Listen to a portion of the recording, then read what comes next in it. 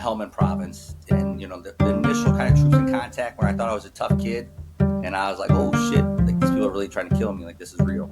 You know what I mean? Through growing up as a kid, a lot of I'm living on the streets, so you kind of learn to you already start kind of hardening your heart. Like I was in and out of moving around a lot, in and out of homeless shelters as a kid.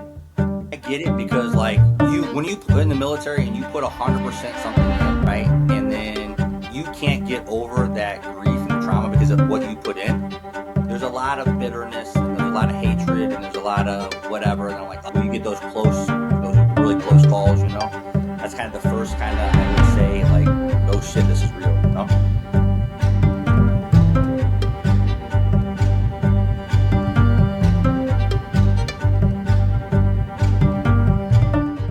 Terry Wilson, welcome to Security Out Podcast, brother.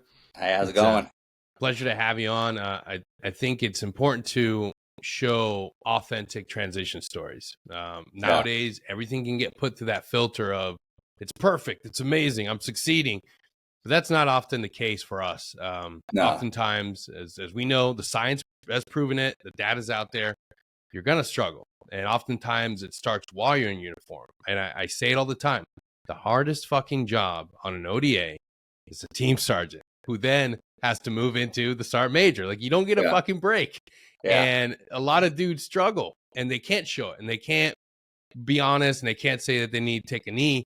And something that you're doing a great job of at highlighting is your story, the things you struggled with. And we're all human, brother. So today I want to take it back from the beginning, take it all the way back to where it started.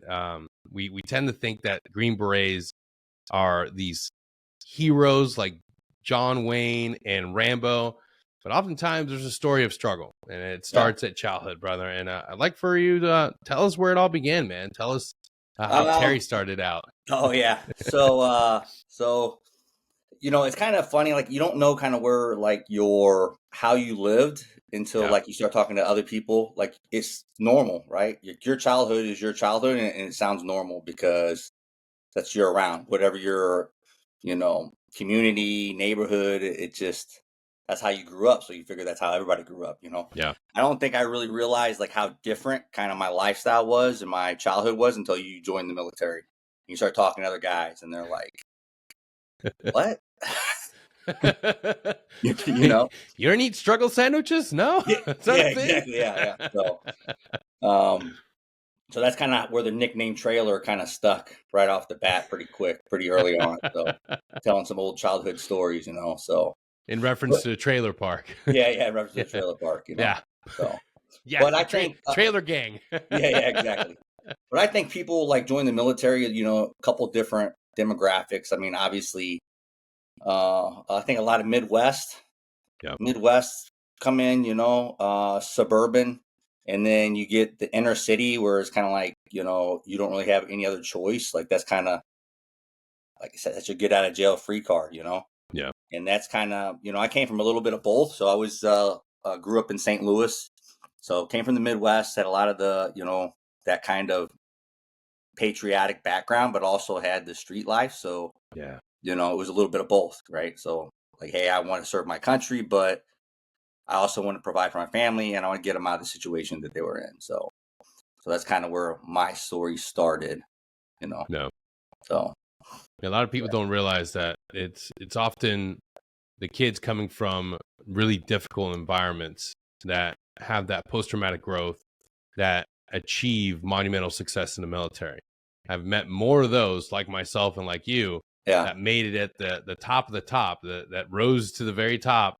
And it's like, yeah, dude, I had no other option. It was either this or jail. Yeah, exactly. Like when you don't have that safety net, and then other people are relying on you, like it ups the stakes. Yeah. You know what I mean? It's like you have to succeed. Like there's not a different course of action to take. Like you're like, this is it. There's no safety net. There's nobody there to protect me if I jack up, Yeah. So that's just the way it is, man. Did you come in as an 18 X-ray or? No, I came in as I was in the regular Army first. So did my time in regular Army, and then September. So I got to my unit September 11th of 2000. Damn. And then the towers hit 1 year later. And then we deployed to Iraq. Or no, we reported to Qatar first. Yeah. And then we were there for like 11 months or so. And, but no, I mean, you're pulling security on a fob, right? And I'm just like, came back and then deployed again. This time we went to Iraq, but we were attached to like an SF, an ODA. And I'm like, and these guys are running the gun in. And I'm like, man, this is it. That's what I want to do. That's it. That's the same story for so many of us. Yeah, exactly. That first time you see dudes downrange and they're actually able to affect the combat environment, actually do things. It's like, fuck this. I don't want to be on a fucking fob. And what MOS were you? I was an MP, man, before I went. No shit. Yeah. Kept that hidden for a long time. Yeah. 95 Bravo back in the day. Now I think it was a 95 Bravo. Yeah. Yep. I got all the way through the Q course. I got through selection and even the Q course SUT, and none of my cadre knew what MOS I was until like at the end, and they asked, and they're like, "You're an MP," and now they're like, "I thought you were infantry," and I'm like, "Nah, but hearts and man, I know how to play the game quick and early." That's a shameful secret so many of us carry. I too started out my career as a young NP, man. Oh, it's no harm, but the reality of it is, man, you get in there right off the bat, you're meeting guys or whatever, and you're not necessarily like guys are like, oh, you're the dude that's arresting other like, infantrymen, like all the bullshit. I'm like, nah, that's not the case, man. But like when I came in before September 11th, it was before the war. So like I had the opportunity to go infantry. They gave me an option for underwater welding and other things. And I'm just like, I'm a kid off the streets, and I'm kind of already like very adrenaline junkie kind of look. And I'm like, bro, we're not in war. Like, what am I doing in the infantry? I'm like, I'm gonna go clean my weapon and then train, but I'm never gonna do anything. I'm like, it's a pretty shitty kind of way to think about it. But I was like, man, if I go to MP, I might be able to shoot somebody. Like that was my thought process as a young kid. Stateside kill. Yeah, exactly. Yeah. Like, oh man, I might be able to get some action if I go into MP, so. It's so funny. I was a kid in the Guard, and I was like, well, I can start serving while I'm in high school. Fuck yeah, this sounds cool. Yeah, I'll make rank. I'll get college money. Hey, the money for college, like, you have to pay that up front. Oh yeah. Then the state kicks in some money. But I had the same process. I was like, man, I could do something. I could be a cop. And it's like, dude, you are so far removed from real law enforcement. Oh yeah. It's like, I think it depends on where you get stationed at too. Yeah. I mean, that's the military in general. Like, you get one MOS and think you're going to do one thing, and then you go somewhere and you're like, man, this is not what I thought. But somebody else can deploy or, go somewhere and have a totally different experience, Yeah. Because I was a private. They put me in an MP car as like a private, like right out there. Like, you know what I mean? So I went and I was doing law enforcement shit like as soon as I got there. And man, I'm telling you, when I showed up, it was almost kind of like, it was funny because it was almost like, this is before Super Troopers. It was like Super Troopers. So I show up, right? I'm a private, and then they're showing me like, hey, this is what you developing SOPs and everything. Yeah. And another patrol car shows up. These two kids were in civilian clothes, but they were also MPs in the unit. They were drinking in civilian clothes.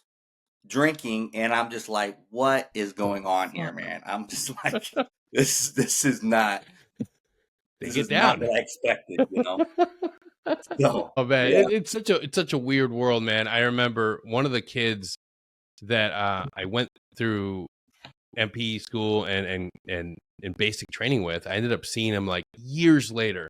Now I'm a Green Beret in Honduras, and it was just like holy shit.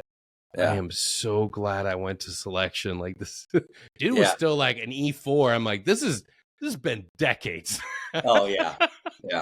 Like, what are you doing with your life? I think, oh gosh, it was one of those things where like, thank God you had a path for me. Yeah. I think in the conventional, like in the regular, we say conventional army or whatever. Yeah. Like I remember, so I was an E6, but I got to the unit and I was, came in as an E1, and then there was E5s that I made it to E6 before they made from E5 to E6. Holy shit. In the unit. You know what I mean? And I'm just like, and that was kind of the time where like, as long as you showed up right place, right time, right uniform, and you could do PT, Yeah. and you've already beat 99.9% of the unit population. Yeah. And if you give a shit, forget it. Like, you know what I mean? And you have a little bit of intelligence, Yeah. it's over.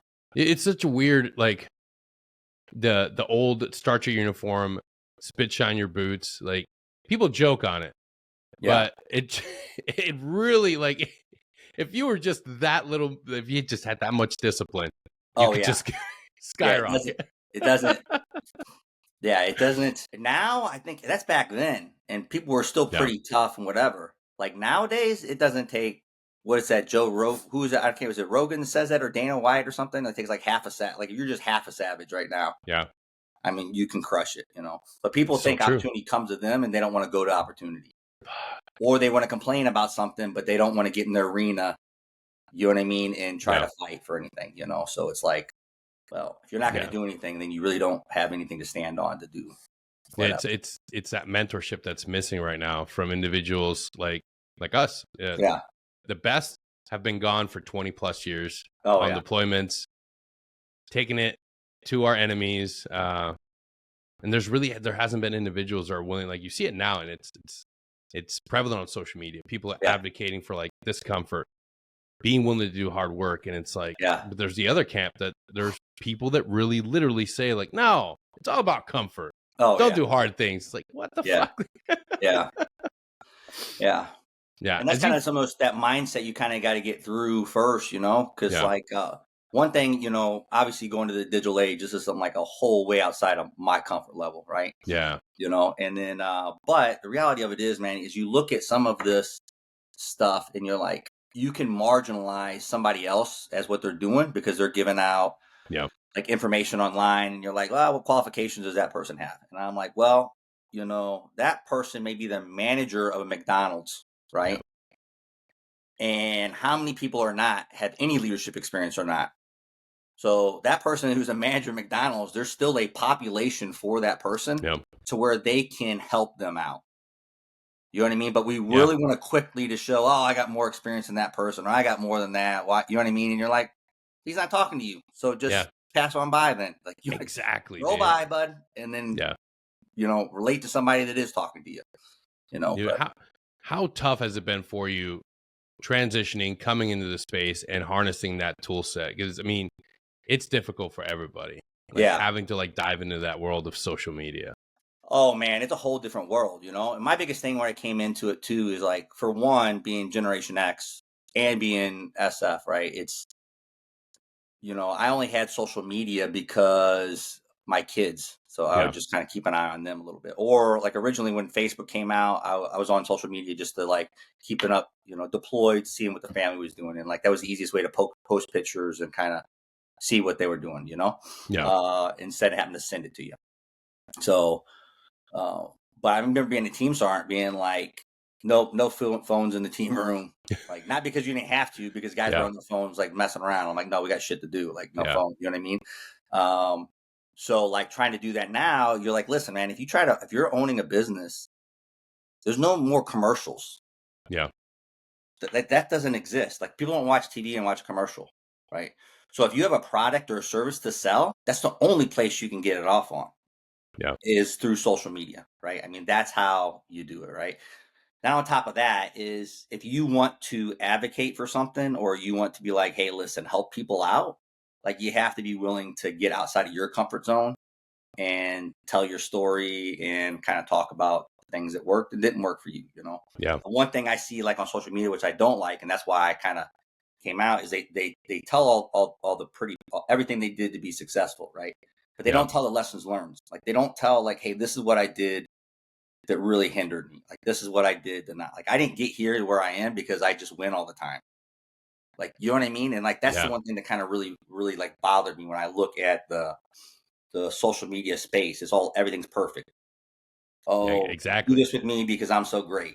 If you telling me you're so great, you're the last person I want to work with, because I don't know if you've ever failed. Like, I don't know like where can you take a punch? Can you get back up whenever you know what I mean? Like, so that's just me. So that's why I was like, well, if I'm going to do this, I'm going to be real. I'm going to put it all out there.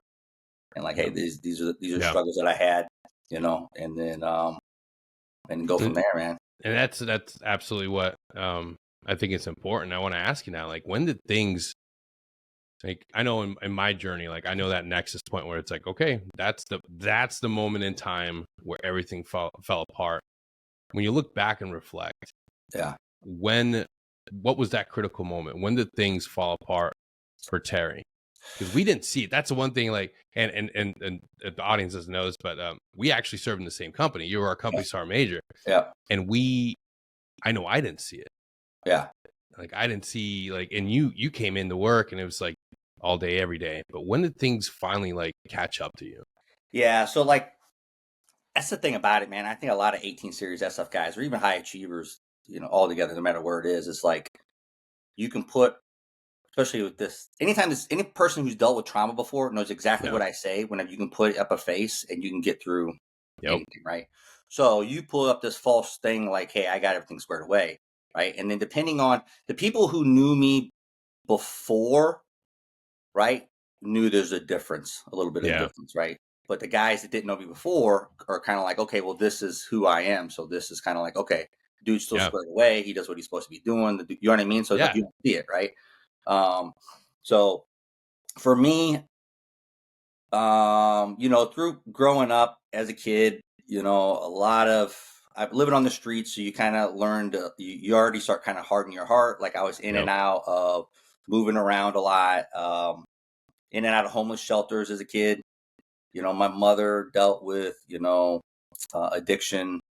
My father was, he came in and out of the picture at times, but they were separated.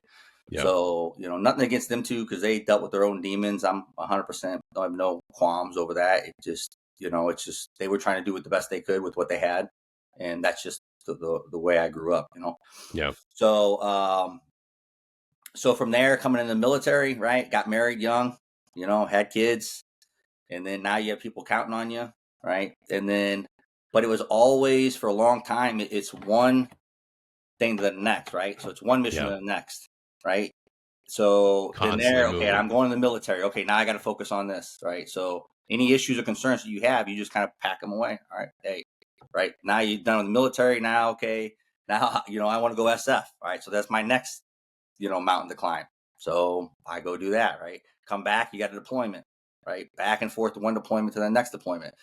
I would say the initial time where kind of somewhat of the reality kind of started setting in for me. This is the first time, I guess, the biggest traumatic is like Yeah. some of the I get the fights and everything as a kid. That was one thing, like the always on being on guard and that. I've had some close calls, I would say, um, where I was probably doing some things outside of that where it could have gotten me in some trouble, right? Yeah. Uh, but in the military, we were in Helmand province, and the initial kind of troops in contact when I thought I was a tough kid, and I was like, oh shit, like these people are really trying to kill me, like this is real. You know what I mean? Yeah. Like when you get those really close calls, that's kind of the first kind of I would say like, oh shit, this is real. Um, but then, after you get that first initial portion of it, like you start enjoying the Adrenaline rush. adrenaline, man. I mean, this is the ultimate game, and it Yeah. sounds weird to say it, but it is. Like all the small details that you have to do, the relationships you have to build and cultivate to be successful in combat operations is you can never regenerate that anywhere. So I really enjoyed it.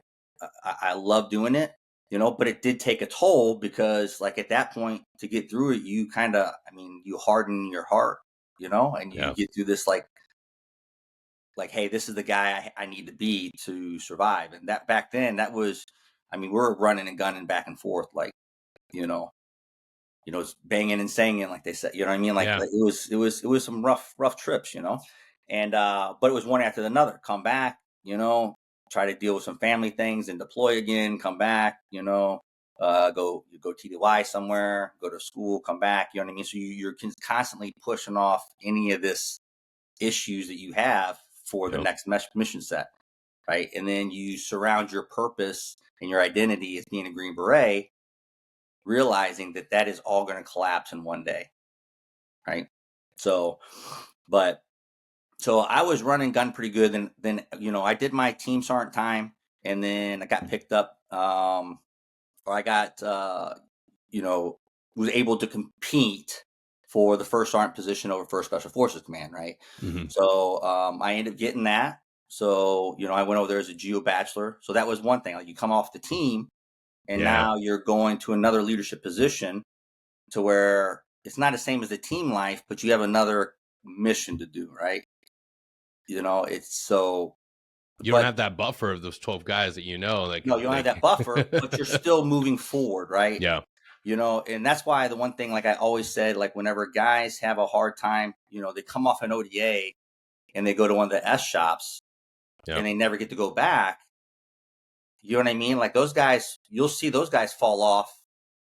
At least they have some support, but a lot of times, sometimes that support is negative, because they want to, leadership wants to go, oh, what the hell? You know what I mean? Or one or two things: either they coddle them and they don't help them out at all, because they have no testable fortitude to let them know, hey man, like, you're getting fat, like, what's wrong, like, what's going on? There's some issues you have There's going signs. on. There's signs there. There's signs there, man. Like, hey, let me help you out. What's going on? Or they do the opposite, and now they just like judge them and like, oh, this dude's bro. He was operating at one point at a very high level, and now he's not. And you don't think there's something going on there? Come on, man. You know what I mean? So those guys represent or hit that a lot sooner than what the guys that are retiring, that are keep on moving, right? So I did my first sergeant time, geo bachelor the whole time there. So that was not, I would never advise that, but came back, and then got picked up for sergeant major while I was there. Came back, did the group S3 sergeant major for a little bit, for interim before I took a company. And then, for me, whenever it fell apart is whenever Jacob. So I was coming in as a company sergeant major, and I don't even think I'd met the company yet. Yeah. And COVID was just starting, and y'all just got back from a pretty bad deployment yourself. And then I got the call that, my son was in a motorcycle accident. And then, man, it started spiraling out of from there, Like, so the company never really got to see, like, my whole thought process, my perspective changed. And like, that's when things started really kind of starting to unravel for me. Everything that I dealt, that's when it started. That's when everything that I have kind of put aside for years is like coming to a head, Then I start looking back on, like, man, all that time I was gone, 24 years of service gone. The first 20 years I was gone for almost 11 years of it. And I'm like, you can't get that time back. So now, like, you lost a child, and now you start looking, man, like, how good of a father. I was gone so much, like, all that I missed. You know what I mean? The hardness that I brought back, and that my family had to deal with. Like, you know what I mean? And you really start kind of really, the guy that you thought like you were, this hard charging, like this warrior mindset, and it helped me survive, but it didn't help me. It wasn't enough to get me through this next phase of season of my life. That's when it started kind of unraveling, having a hard time. Now, once I retired, that's whenever it just went, or once I came out of position, once I came out of position is whenever, everything just started like really going downhill for me. Yeah. And that's the key thing that I always like tell guys. It's not a matter of if, it's a matter of when. And it's oftentimes the time where you walk out of the team room for the last time, or you walk out of the company for the last time, and it's just like everything hits. But you had a monumental challenge to deal with. Like, losing a brother in arms, losing a brother in combat, that's one thing. Like, I don't know that pain of losing your son. Yeah. And so many of us cannot understand that. Like, what were some of the things you were actually able to utilize to help that process, help that grief? Because that is something that I know that there's plenty of our brothers that are suffering through that, whether it's a child or a close relative, spouse. Those are things that are happening to us that we need resources. We need to understand, like, what can we do to fight this enemy? So there's things that we do, like, as a GB, like, so, like, that makes us very effective, right? And we're Yeah. able, I think, probably able to compartmentalize a lot of stuff, right? So you learn how to deal with death. You learn how to deal with killing, right? It's part of the lifestyle. It's like something you're like, hey, like you understand it, you know? Yeah.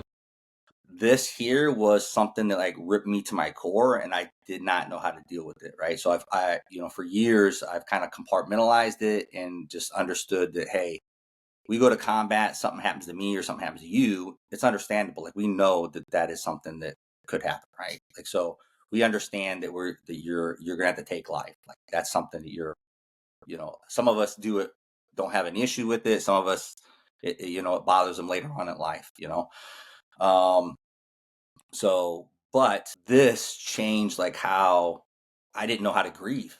Like I Yeah. didn't even know how to get around it, And then so I came back to work. It was like a week after, like from the time of the accident to the time we went back to work was almost a week, Yeah. right?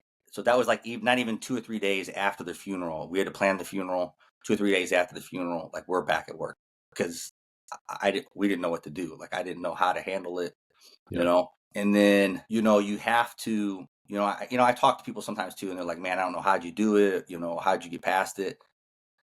My wife, my other kids, like you know what I mean. Like you're the Yeah. man. Like you cannot.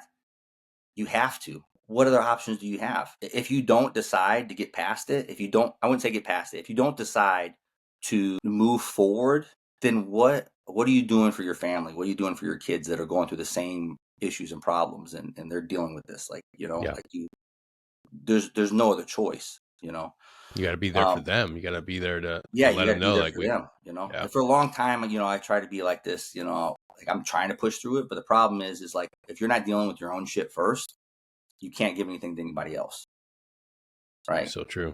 So like you have to be able to fix your own issues that you have going on before you can really help anybody else. Because if your cup is empty, you're not doing shit for anybody Yep. else, right? I'm at the point that the older I get, the more development that I do is for other people, not for myself, Yeah. right? Because if my cup's full, then I can give more to somebody else, right? But like SF, you're taught like selfless service, or just in the military, selfless service, which is great, and I do believe in selfless service. But if you're always giving, giving, giving, and you're empty, Hmm.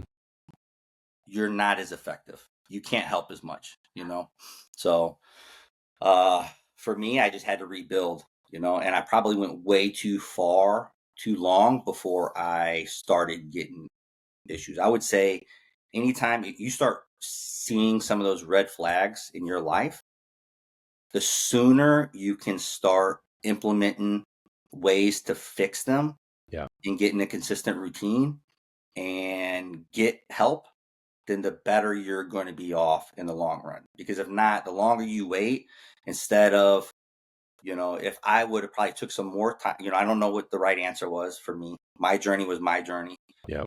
But if I wouldn't have took as long as I did then, you know, um, maybe I could have came out of it a lot sooner.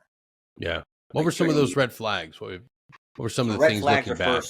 red flags for, I would say, right off the bat is, especially I would say for SF guys, is your fitness level, right? Yeah. Like your fitness level, at one point you were physically fit. Once you stop going to the gym and stop working out, that adds to so many other problems. Like, you know what I mean? Like people look at fitness as like it's a pillar It for is your mind, body, and spiritual, like spirit. everything. Yeah. So you have to do that. Eating healthy, right? Because your fitness isn't good. Now you're eating a bunch of garbage and processed food, and that shit's not going to make you feel any better, you Yeah. know. So like that, those things, overeating, not eating healthy, or if you don't know how to eat healthy, find out how to eat healthy, not working out, drinking, drinking or Big anything one. that you're doing just to Yeah. like, get past anything, like those are red flags. Anger, you're not dealing with your anger and you're frustrated, huge red flag, you know. If you're feeling anxious or on edge all the time, huge red flag. If you don't have any peace, huge red flag. all these things, if you're not leading your household and you're fighting with your wife and your kids, huge red flags. Like all, you know what I mean? And Yeah. like, One thing that we don't talk about as men that we can now identify looking back is the emotional eating.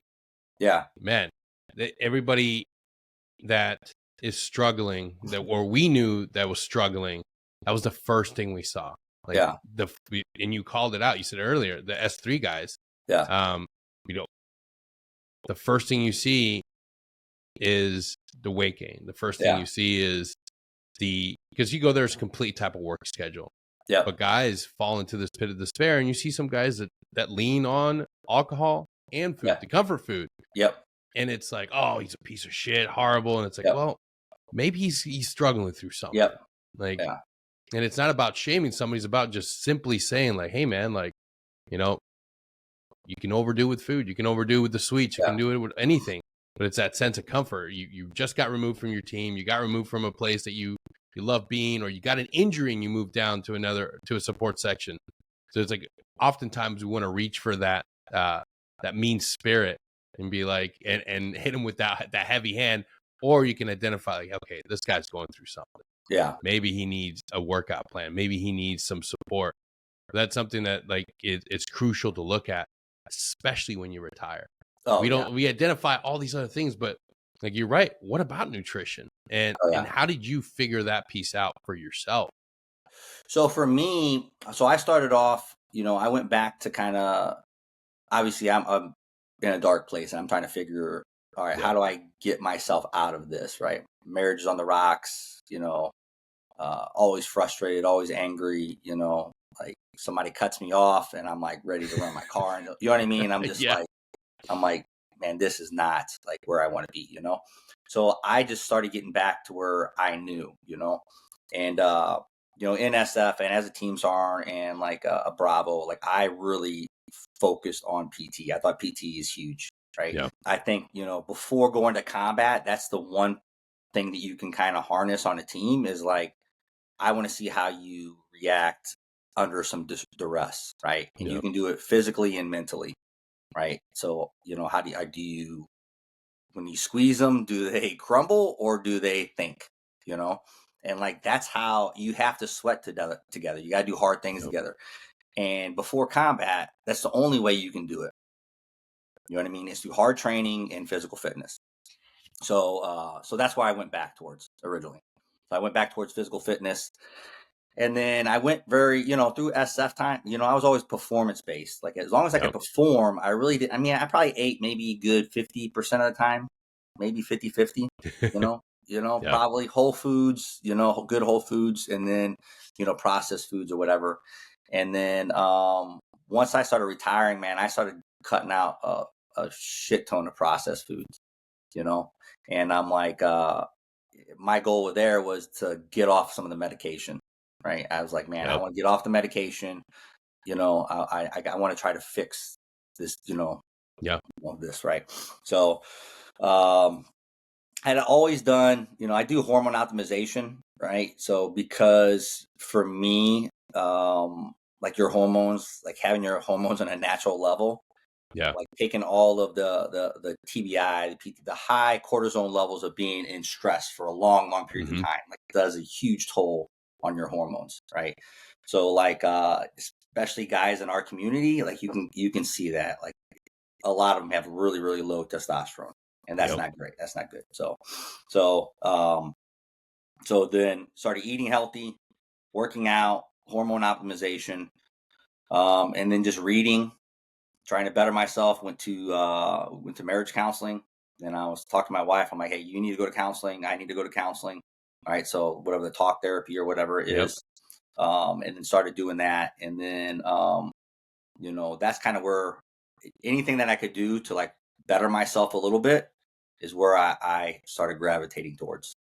I'm like, okay, I'm getting this figured out. All right. Now what about this? Cause I haven't fixed this. You know what I mean? Yeah. And then, and then with my son, where I was like, hey, listen, so I grew up in church. I always said, hey, I was a Christian, but it was kind of like 1 foot in, 1 foot out. Yeah. You know what I mean? That's a lot of us Yeah, while we're 1 foot serving. in, 1 foot out. And so I was bettering myself, and I was like, hey man, this is working, and but I still couldn't find peace. Like, you know what I mean? Like, okay, so I'm eating healthy. I'm coming off the medication. I'm going to, talk therapy, and I'll talk about that on what I think about the therapist thing, whatever, too. But, and then like we're going to marriage counseling, but I still have this like anger in this, like this saltiness, this, borderline hate, not understanding people. And so it was bothering me, man. So I told my son, I'm like, hey, listen, let's try to find a church to go to. We went around town. We went to like every church, a bunch of different churches. And then I'm the kind of guy where like I'm going to the church, especially when you're trying to do something, but you're maybe not sure that you want to, like you're making excuses on why you don't like this church. Yep. Right? Yep. You're like, man, the preacher's driving off a nice car for being, you know what I mean? You're looking like, what am I? I'm here. Is this, is this like, what kind of concert is this? Like, you know what I mean? Yeah. Like, so you're like questioning all this stuff, man. And you forget, like, it's easy to judge on the outside coming in, but church is made up of humans who are all sinners. Like, and you're sitting there and you're thinking like these people are supposed to be perfect, man. Like, so it's not the reality of it. Like, you know what I mean? So like, but we're very quick to like judge that. Right. So I'm just like, all right. So, then I'm like, hey man, I started going all in, started reading scripture, and then started going to church, and then started getting involved in small groups. And then, you start, I used to read Stoicism, quite a little bit. Right. Yeah. And you start looking at scripture and you're like, scripture came out way before Stoicism. And it's really, there's a lot of it that translates over. And I'm like, exactly, and then you start like actually going to scripture and you start living by it, and you start seeing a lot of things in my life that started like automatically fixing itself, Yeah. So I'm like, all right, I'm going all in here, and it really changed. It was the only place that I've ever been able to get where I've been able to find some peace. Yeah, that's that mind, body, and spirit. And, yeah, you have to have it. You can't just do one of them. Like, you have to figure out a way where because one's going to fix one, but it's not necessarily going to fix the other. And you have to figure out like, okay, hey, what does this look like for me? And majority of us, it's the mind and body are pretty easy. I think people will say, hey, now the spirit one is the one where you get controversial because like people are thinking, oh, well, this way or whatever. But the mind and body are pretty easy. And personally, in my opinion, it's a spirit one. It's like, especially being like an 18 series guy, like you don't want to give up control. Right. So I'm like, okay, I'm going to go to this, and I'm going to give up control to Christ. Like, man, I don't know. I'm not sure. You know what I mean? Like, yeah, absolutely. Yeah, absolutely, like, I man. I don't know if I'm ready for that. So, but like, changed my life, changed my family's life. It was just so. Yeah, it's one thing, and you said it perfectly, man. We don't want to give up control. Yeah, we don't want to just say like, okay, I'm going to pray on it. Yeah, fuck that. I'm going to take action in it. Yeah, exactly. You can't. There's some things in this world. Yeah, that you cannot control. Yeah, and I think a lot of people get this false like perception of like you can take action, right? Yeah. But like you still can pray on it and take action, right? And then you can still like at the end of the day, but you have to give up control to like, okay, I'm going to take action because like I've been given these gifts to do these things, but they may succeed and it may not succeed. And if it doesn't, hey, you know what I mean? Like, just keep moving forward. You know what I mean? Like, so, but. Dude. And I think that on this side of your journey, on this side of your healing, I think it makes perfect sense for what you're doing now. Yeah. Absolutely makes perfect fucking sense. It's you've been a leader your entire military career. You've been a mentor, a coach your entire military career. But how did you finally come to terms with the idea of like, you know what, I'm going to lean into this entrepreneurial track. I'm not going to be a contractor. I'm not going to work for a defense tech agency. I'm going to go into this 100% like on my own and chart this course by myself. Yeah. So for me, so I was kind of back and forth, right? Because obviously you come out and you're like, okay, what am I going to do next? Yeah. What's my next, move, And for me, my time is my most valuable resource. Like Yep. you start realizing your time is more important than the money and the assets that you have, right? And I learned it the hard way, right? And when Jake passed away, I'm just like, you can't get the time back, Yeah. And so for me, I was, me and my wife were talking like, hey, what am I going to do next from here? We talked about I was like, well, hey, what if I do the coaching consulting, and then uh like, how does that look? Yeah. If I wanted to do that, how does that look? Because originally I was trying to do the consulting portion of it, and like try to go to companies and try to get business, whatever. But everybody wants to hire you, right? And I'm like, I don't want to be hired to work for someone else to Yeah. get like, I don't want to do that, right? I want my own time. Like, so like now, the only way to do that is kind of going through like the digital realm. Like you have Mm-hmm. to go through the digital marketplace to do that, And I'm looking around, I'm trying to find people that are actually doing this, that are successful, so I can have like some kind of business model, kind of proof of concept of how it's working, And then so I'm finding some different places or whatever, and then I fly out, do a couple events, and try to see kind of how they're doing things, how they're doing social media, that kind of stuff there too. What's successful and what's not, and just kind of trying to figure it out, and then just kind of growing that portion, Yeah. because that's the one thing. Like now we live in the time frame. It doesn't matter how much experience you have. It matters how many, how much you've been on social media for. For me, I've Exactly. been on 0. Yeah. So like it's starting from like ground zero, Yeah. And then unfortunately I didn't take a whole lot of cool guy pictures whenever I was active too, I got a little bit, but That's so many of us. oh yeah. It was.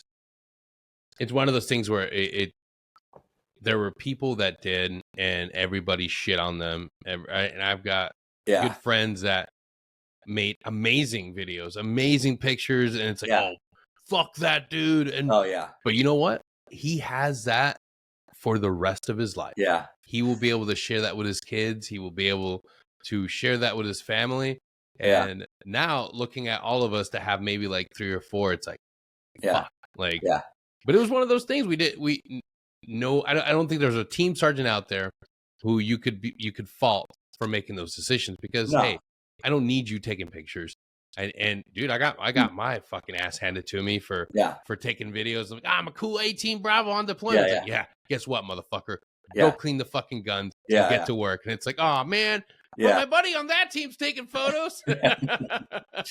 Yeah. It's like, you got work to do, man. But Yeah. Yeah. Yeah. it's one of those things where like, hey, like you did it, but now you have more powerful. You still have the experience. You still have the ability to like this is where I'm from.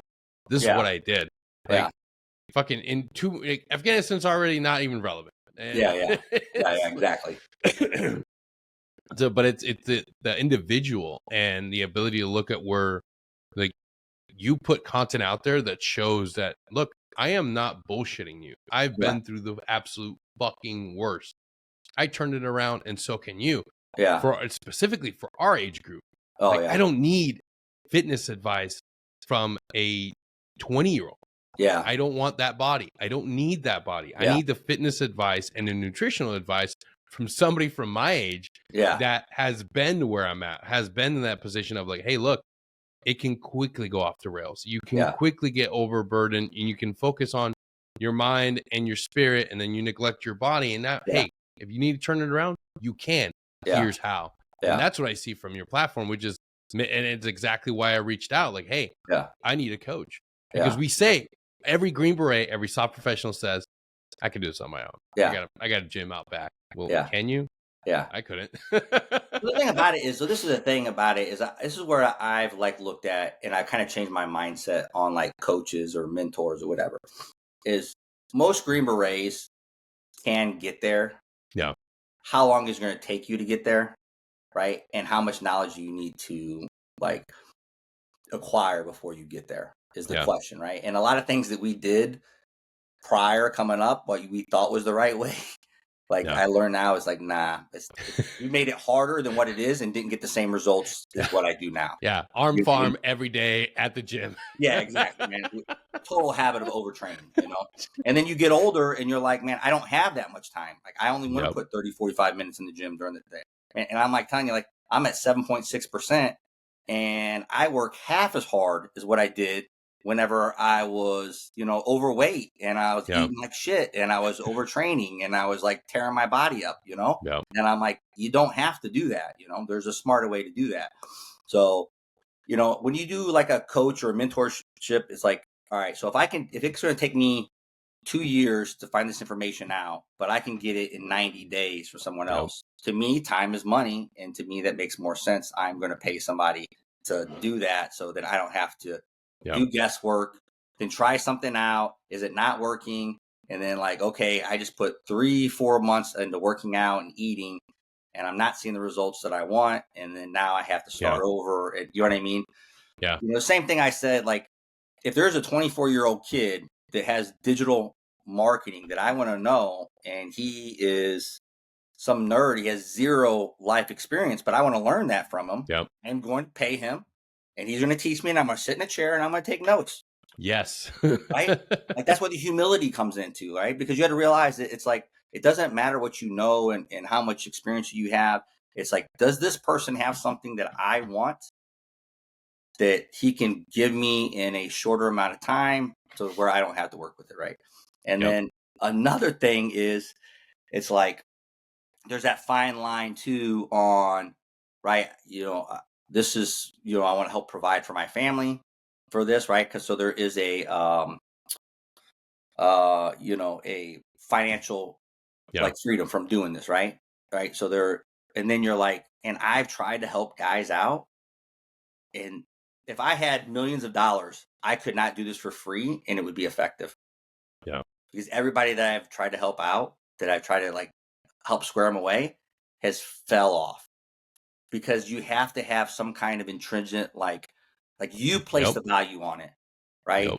And if there's not some kind of, you know, we're not in the military anymore to where like you can do, you know, retraining like there and you can make somebody's life difficult. You can give them that kind of pain. So the only pain you can really give somebody is the financial pain, to where it's like, okay, this is going to cost. So now I'm going to do what this guy says because I want to see the results that I paid for. There's got to be a buy-in. You have to be able to put your money in. You have to be able to, you know? So like, and that's the thing about it though, too, is this kind of, you know, especially because I want to help people, right? So that's the hardest part for me, right? You're just like, you know, and I've kind of walked through that and I'm like, all right, so I've kind of dipped my toes in both of those realms or whatever. And because veterans, man, we are sometimes the most like, we can hate more than any other group that's out there at times. Bro, right before we got on, I checked my Facebook.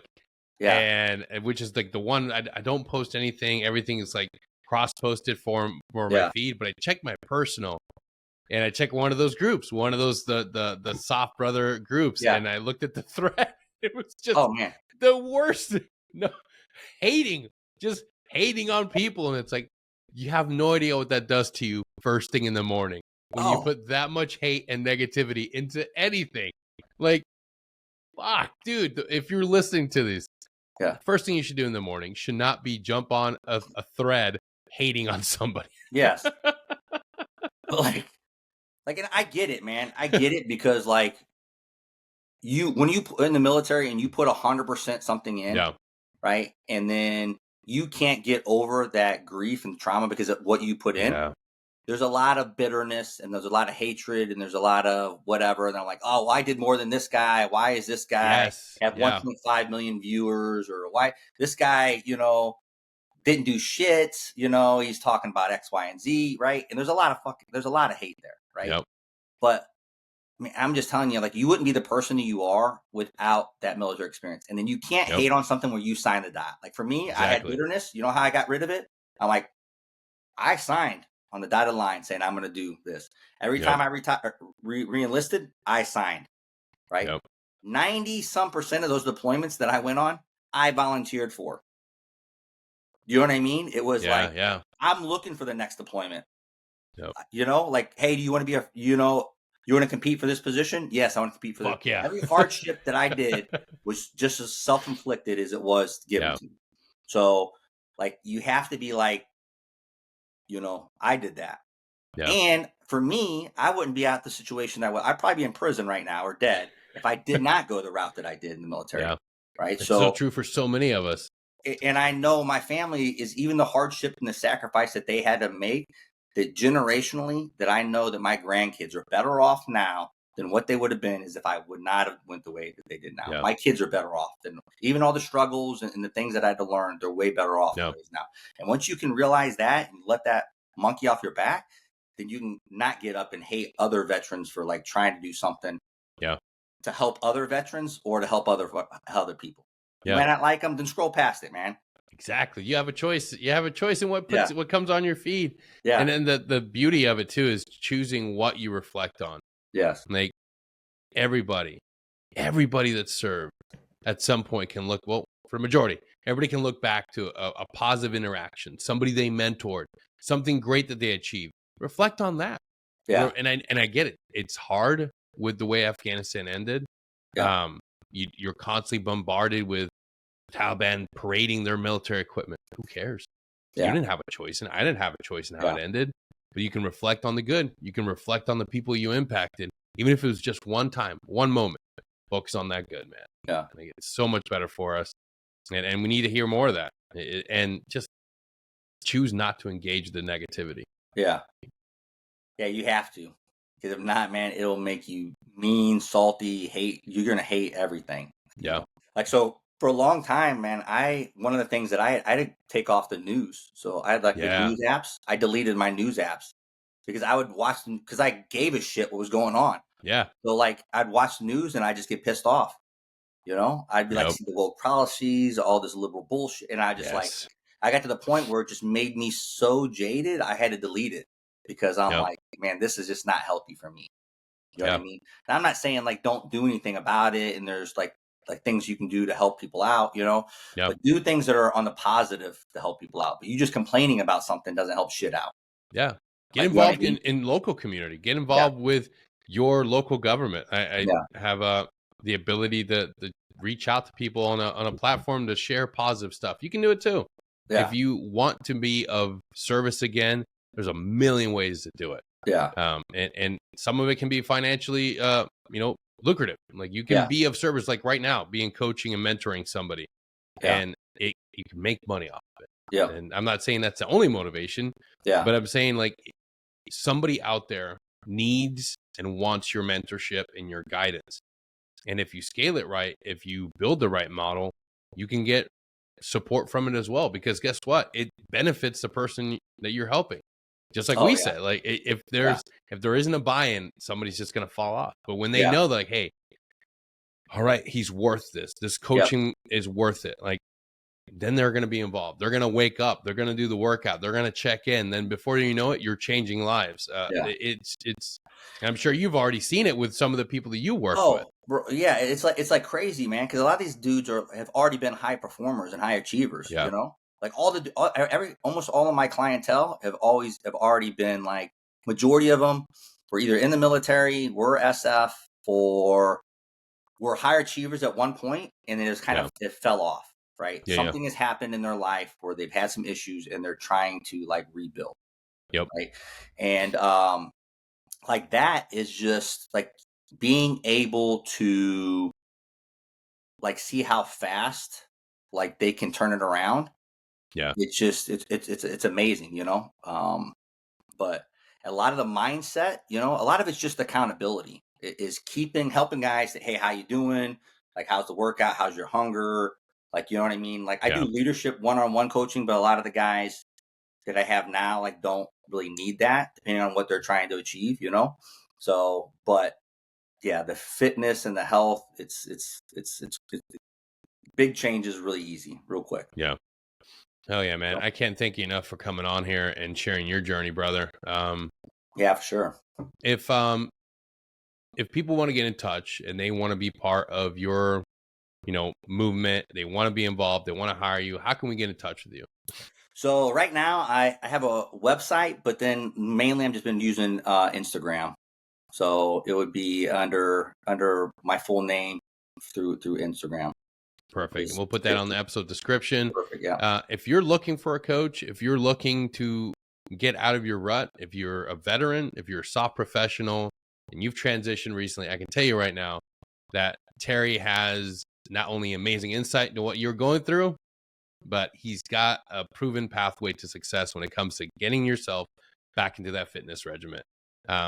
Go check out his Instagram, hit him up. And I'm telling you, I'm one of his customers. I believe in the program, and it's simply being able to reach out and have somebody that's not only been in the fight that you're going through, but somebody that understands what you're going through. There's nothing like having that soft support from a proven Green Beret that knows what he's doing when it comes to fitness and knows what he's doing with nutrition.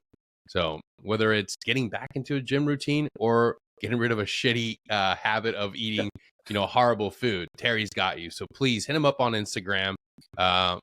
When this episode comes out, you'll see his links on the episode description, and you'll see us. I'll be tagging on all the reels. So Terry, thank you so much for what you're doing, brother. Thank you for being vulnerable.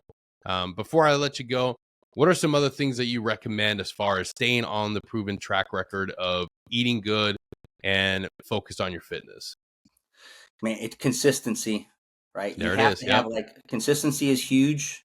Even if you're like, I feel bad, even if you're going for 15 minutes, consistency and then having a plan, right? So what's funny is like, if I said, hey, listen, do you have a budget on how you pay your finances and how much you use for week to week, right? You probably have an allowance and this is what I'm budgeting.